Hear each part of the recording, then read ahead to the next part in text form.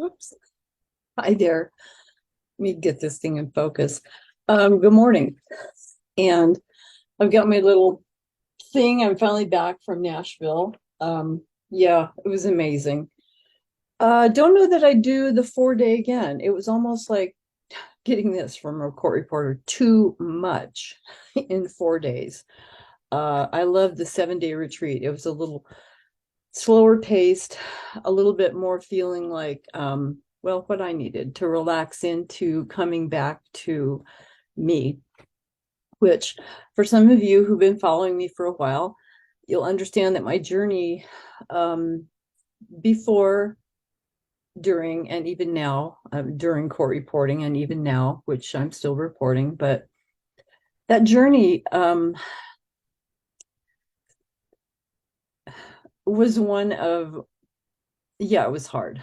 If it was easy, anybody could do this. But I think it's hard for a lot of other reasons, not the least of which is that we work so hard only to feel defeated repeatedly.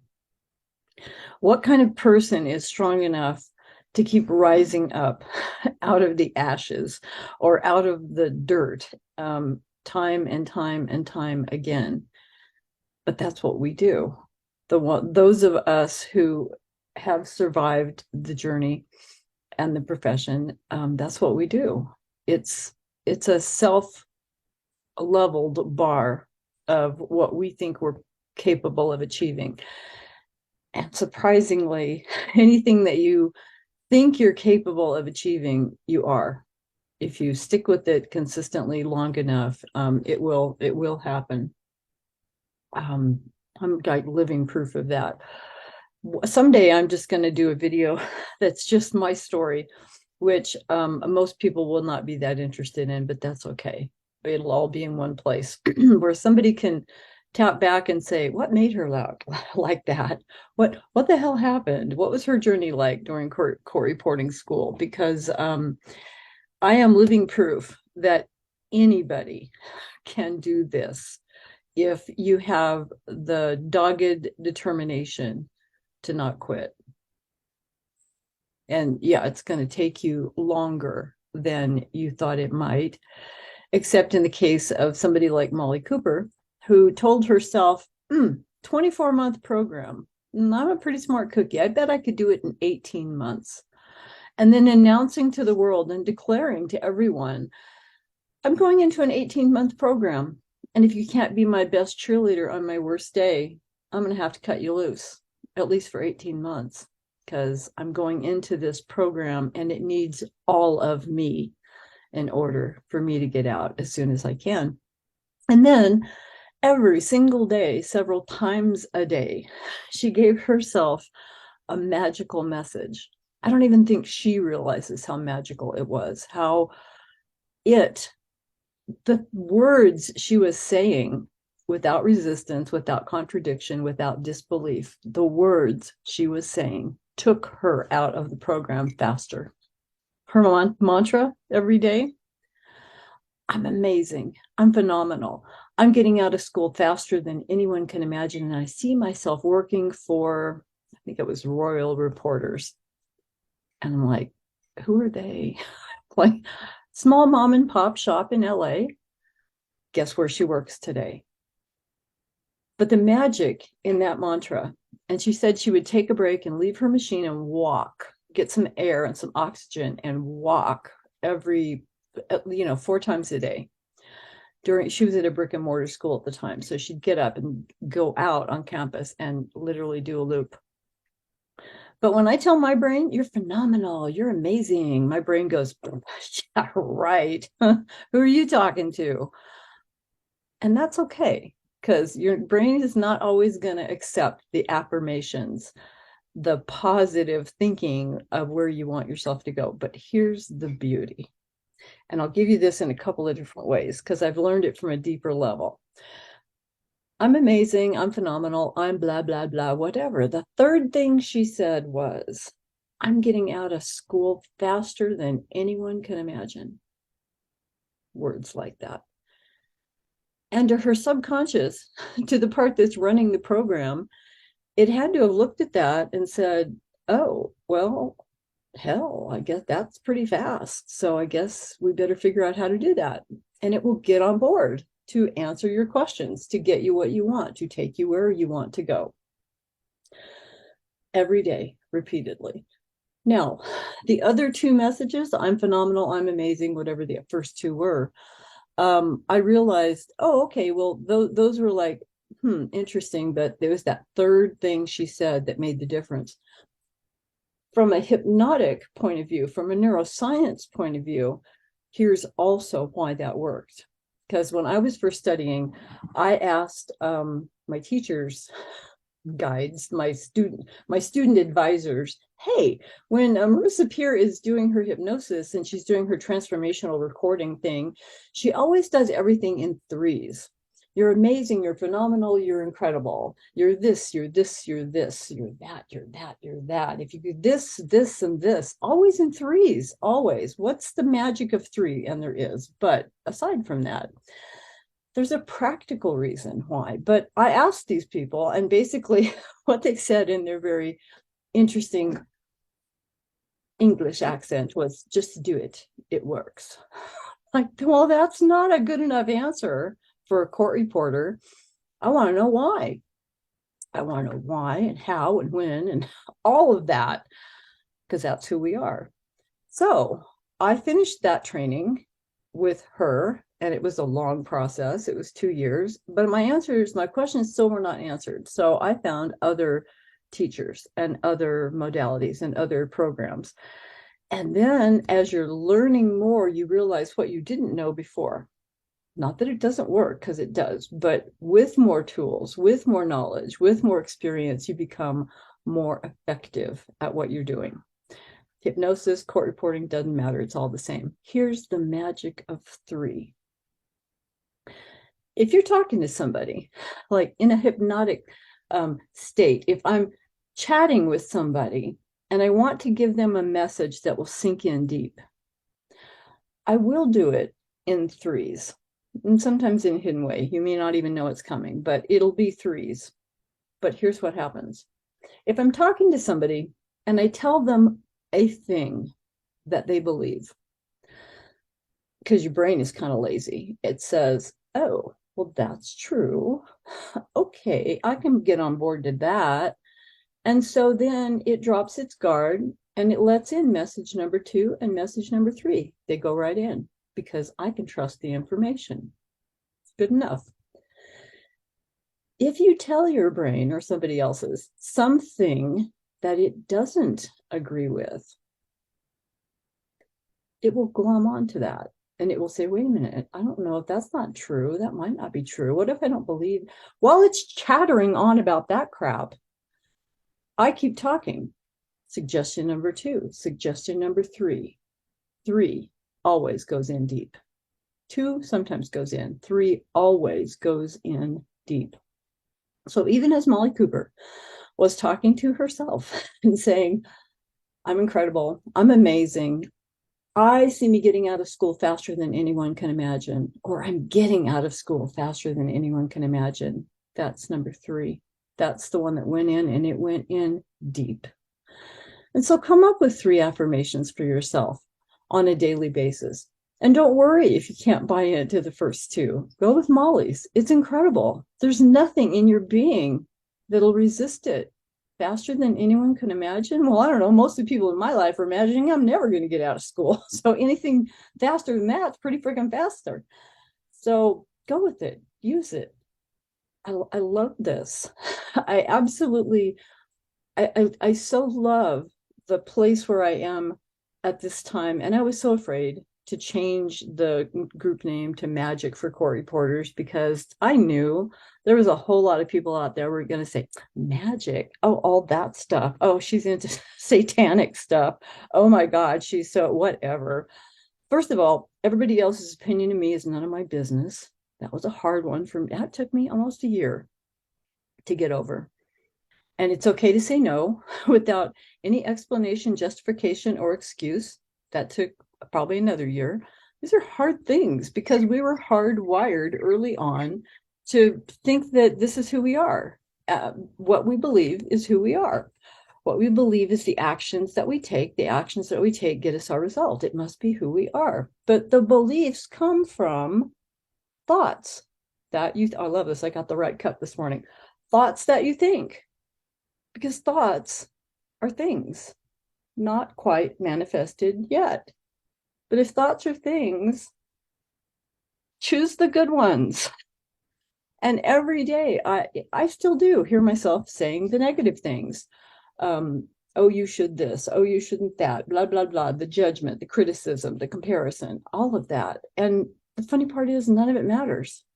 I'm me on my solitary individual journey, which may look similar to other people's, but I don't know what their backdrop is. I don't know what their backstory is. And I don't know what they believe about themselves. Like, I can get out of school faster than anyone can imagine. I am incredible. I am phenomenal. I am the creator of my own life. I am the designer of my destiny. Oh, kids, that's taken me a lifetime to get to and to really surrender to. Hated that word. It's like court reporters, we don't give up, we don't surrender. Except, what if you could surrender to a part of you that was greater than you, greater than you're aware of? Because we all know there's that powerhouse, there's that something that is beyond this physical manifestation of us here on this planet at this space and time. And what if we got to where we could listen to that voice, the voice that does not judge, it does not compare, it does not fear. It doesn't fear because it knows there's nothing to be afraid of. And we could say, well, but if I fail that, I fear failing. Okay, well, you're calling it a fail, but what if it means so much more than you think it does? What if that fail, I mean, what if you had to take, I'm going to pull a number out of the air, 600 tests in order, and you had to, what if you had to fail 600 tests in order to pass the 20 that you needed to finish school? And somebody told you, this is it. See this number here? That's how many you have to fail. You'd get on failing really fast. Or you'd quit because you'd say, well, hell, that's going to take forever. No, there are some of you out there that would say, if I'm going to fail 600 of them, then I'm going to do 10 a day. That cuts my time down. And I'm going to do them, I'm going to fail forward. I'm going to fail fast. Because all I really have to do is pass the tests that I have to pass. And I will. If I stop worrying about it and I stop being in my own way, if I can get my mind to let up and know that ... and then you die isn't true. Eventually ... and then you die, but not in every circumstance, in every moment of every day when there's an element of fear that pops up that just really scares us, that part of us that's trying to protect us from failing what it perceives as failing again.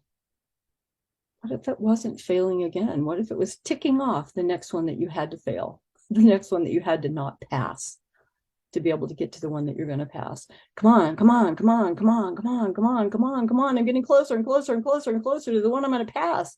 All right, check that one off my list. And I think about a reporter from New Jersey who came to me at 180 and had been stuck in 180 forever. She said, how long have you been in 180s? Forever. I don't even know. I've lost count. How long have you been in school? I don't want to think about it. Very, very long time. How long do you think you're going to be in the 180s? A really long time. And in that moment, I thought, oh my God, that's what she believes. That's what her brain has come to believe, that I'm really, really good at failing tests. And that's what I'm going to do. And it's predicting the future based on the limited information it has from the past that says, in these instances, you failed. It's ignoring the times you passed the tests because it's come up with a belief, and now it will look for evidence to support the belief. And it will only ever see the evidence that supports the belief. It will not remember the tests that you passed. It will not allow you to see other people who are able to do this thing. It will keep telling you, no, no, no, no, you're going to fail again because that's what you do. There's a record of it. I have evidence. You have to be greater than that circumstance. You have to be greater than that belief. You have to start telling yourself the thoughts that will eventually create a different belief that, yeah, I had that statistically correct. I passed these many tests. I didn't pass these other many tests. And guess what? I don't know what my number is out ahead of me of the ones I won't pass, but I know I have a solid number of the ones I will pass. And the other ones don't matter. They're a means to an end. They are the way to get me to the passes that I want to get me out of school. And I need to start listening to that voice inside me that is so very quiet. And it speaks to you in visuals, in imagery, in imagination, in thoughts, in ideas, in signs, in symbols, in feelings. It does not speak to you in words like, you are such an idiot. Oh my God, you failed another test. That's not the voice that knows the truth. That is not the all-knowing voice that lives within you. That's a chattery part of you that's just friggin' afraid. Some people call it the ego. I have other names, other loving names for that part of me. We all have that part. It is the part that will hang on like grim death, holding you back from the one thing that would make you the most happy just because it's afraid. What's it afraid of? It's kind of lazy. It's afraid it's going to have to work. It's afraid it's going to have to face its own limitations in each moment. It's afraid it's going to have to be embarrassed, humiliated. Having taken that risk and having fallen short of it means it's not all powerful. No, it's not. But it would love to think so. And it's got you convinced that it is. That part of you didn't even exist until you were about 7, 8, 9 years old. And then your conscious awareness comes into being. And then in my case, it went rogue. It decided that it was the boss of me. It was me, the higher me. Bullshit, it's not. The part of me that I had to listen to, but I couldn't because it made no sense and it was totally incoherent, but I was hanging on trying because I had nobody else in my life solid who could tell me, shh, that's not you. That's just a voice in your head. We all have them. Really? How come everybody else doesn't feel like they're crazy? Some people have different techniques for subduing the voice in their head. With some people, it's alcohol and drugs and gambling and Netflix. And we have a way to calm and quell the voice in our head. Or we can become very practiced at seeing it for what it is and realizing we don't have to listen to it. We don't have to attach to it. We don't have to depend on it. It's a great problem solver, no doubt. Give it a problem and tell it, go solve that, go figure that out, and it will eventually. Also, if you give it a project, it will keep it busy and it won't be chattering at you as much during the day, during the tests. Give it a mission to do while you're taking the test and tell it, but you have to come back as soon as I get to the transcription part, because frankly, you're really slow at the machine. You're always worried about the brief that I forgot, and I lost a stroke, and I drug a key, and all the minutia that doesn't matter. You are in the way of my subconscious being able to write behind that machine like I was on fire. That part of your brain, the chattery part, can process 126 bits of information per second, which sounds pretty fast when you're listening to it chatter and it won't shut up. And it's having 10 conversations with itself above you, and you're just the subject below watching. But as fast as it thinks it is, at 126 bits per second, whatever that is, your subconscious can process 2 million bits of information per second. Your subconscious in your body, that's where it lives, is able, that's where it's able to write faster than you can think. That is where your Steno dictionary is stored. That is where every word and every combination of words and every sound and every sequence of sounds that you've ever been exposed to, everything you've ever studied for the written test, everything, it's stored there. Everything you've ever consciously been aware of, and some of the things you've unconsciously been aware of, if you're asleep, if you're dozed off, if you're in a hypnotic state when somebody else is talking to you, that stuff is also stored. All of it. When you have two conflicting thoughts, your brain can't hang on to both of them, and it may dismiss both of them. But if it has one solid thought, it will grab it and carry it as a program. And no matter what you think otherwise, it will hang on to that until you consciously become aware of it and change it if you want to change it. Start to become aware of your thoughts. As you're sitting there and you're feeling the feelings in your body before the tests, which are, you've decided, are anxiety, your brain lights up with anxiety the same way it lights up in excitement of something wonderful happening. The same biological chemical things happen in your body. It just depends on your perception of them. Now, for most of us, we have so many more repetitious episodes of stuff that was fear-inducing that we've decided to call that stuff anxiety, and much less exposure to things that were excitement-inducing, like, here's $1 million. Oh my God, what the? That's the same excitement, but perceived in a different way. For some people who have $1 million handed to them, they could freak out, because if they came from a family where money's not a good thing, a religious background where that is the devil, that's horrible, that's bad, nothing good will come of that, get rid of it as fast as you can, they will be panicked at the thought of receiving something that they perceive as not being good. It's a perception. So when you're sitting behind that machine and you're feeling the feelings in your body, have a conversation with it and say, oh my gosh, look at you. You're rising up to help. You're protecting me. You know, I'm going into this situation where my historical chances in the past have been that more often than not, I don't pass than I do pass. But you know what? Today, that doesn't matter. I'm just going in there and I'm going to write as if that was a job and my life depends on it. And I'm going to get every word, and then I'm going to transcribe the most beautiful transcript I can. And that's my job for today. If I pass, fine.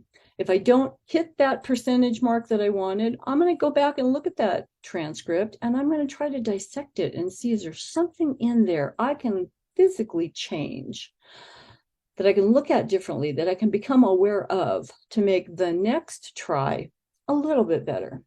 Even 1 percentage point, a half a percentage point, something a little bit better, knowing that every test is different. You can't compare any of them. And so we're constantly trying to compare this crappy test on a crappy day when I didn't get enough sleep with the piece of butter test that I did pass. And I'm wondering, you know, oh, it must have been a fluke. No, some tests for some people are easier than others. I and 10 other people could take the same test, and we'd all come away with a different perception. I always loved this when people were coming out of the California CSR and everybody would say, what was it like? How was it?